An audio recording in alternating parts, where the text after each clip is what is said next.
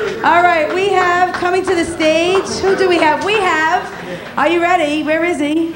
Okay, please put your hands together for Dan Fiorella. Dan Fiorella. All right. All right. Keep it going for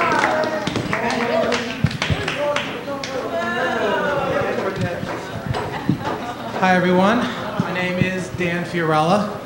You probably might know me better from my former stage name, Ginger Spice. I've gone solo. Girl power, everyone. Thanks for coming. I have to say, seeing the crowd, I have to say to myself, what was I thinking? What would possess me to come up here and do this? And the answer, of course, is midlife crisis. Trying to do something a little different, break out of my little rut, because when you think about it, that would explain most male activity. You see somebody with the new car. Hey, why'd you buy that Jaguar? Midlife crisis, okay. Wow, that's your new wife? What happened? Midlife crisis. So why did you kill your ex-wife and the waiter? Midlife crisis, okay. So what's the deal with you and the intern? Oh, midlife crisis, okay. Because it's got to be the midlife crisis, because basically I'm a shy introvert and slightly paranoid, so stop looking at me. I'm sorry. Still need a little work on my interpersonal skills. I do tend to do that, embarrass myself in public. There was that time I met my friend. I merely wanted to compliment her on her nose piercing. I thought it was an impressive gold stud. Turned out it was just a really big pimple. There was that other time I rushed out of my house, and instead of grabbing my pager, I grabbed the garage door opener. So for the rest of the day, when anyone tried to beat me, my fly would open and close. Since it is Staten Island night, I brought a book I have. It's all about Staten Island. I thought I'd share some fun facts. Called Staten Island, Doormat to New York. A lot of fun facts in here. Oh, right here. This is the official joke of Staten Island. If someone would yell out, how did Staten Island get its name? We'll begin. The Von Trapp family, people. Thank you. All right. The famous explorer, Henry Hudson, was sailing into the Narrows, entering New York Harbor. It was foggy, and through the haze, he saw this outline of land. Pointing, he turned to his first mate, Hans, and said, Staten Island? Hans said yes, the name stuck, the end. Hey, it's an official joke. This is government-approved humor.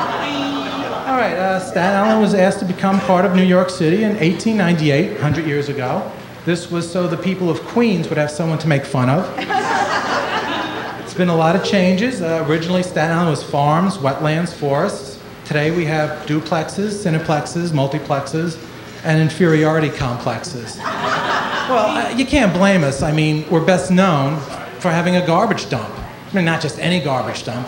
This is world-class landfill. This is the Guinness Book of Garbage. A garbage dump so large, the space shuttle uses it as a landmark when giving out directions. Yeah, they go down to the Great Wall of China, hang a right at the Great Lakes, we'll meet up at you at the landfill. And after a couple of warm days, they can smell it up there, which is why they wear the helmets when they leave the space shuttle, because of the smell. But that's our dump, which is why when other New Yorkers come up to me and say, hey, what's Staten Island got that the rest of the city doesn't? They're garbage. They're all of it. So, the world famous Staten Island Ferry. People come from around the globe to ride the boats. I have friends in Manhattan. They've lived here all their lives. They've never seen the Staten Island Ferry. They ask me, but isn't it cold coming across the water? Like we're on the Mayflower, huddled masses yearning to breathe free. Although the huddling does keep us warm coming across the water. It's free now, so no more excuses. A lot of people thought the service would decline once they eliminated the fare. It hasn't. You walk on, they hand you your oar, you start rowing. There are fights now for the window seats, but that's what I had actually hoped, instead of eliminating the fare, that they would have rolled it back. It used to be a nickel a trip for centuries. And you think of the word of mouth. People would go home after the trip to New York and say, New York, we went to a Broadway play, it cost us $85. We went to the movies, $8.50 for a ticket. Hamburger cost $10, but we rode the Staten Island Ferry for 5 cents. It would be great. The only drawback would be more tourists.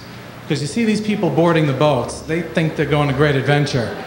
You're sitting there trying to read your paper, and these people are rocking the boat going, oh look, there's the Statue of Liberty. Oh look, there's Governor's Island. Oh hey, New Jersey. Oh, the Verrazano Bridge. People, sit down, this is my ride home, not the Jungle Cruise, thank you. Well, to put it in perspective, it's as if you were in your carpool and suddenly a bunch of strangers jumped in and started pointing at everything you drove by. So, anyway, I'm getting the flash, so it's time to wind down.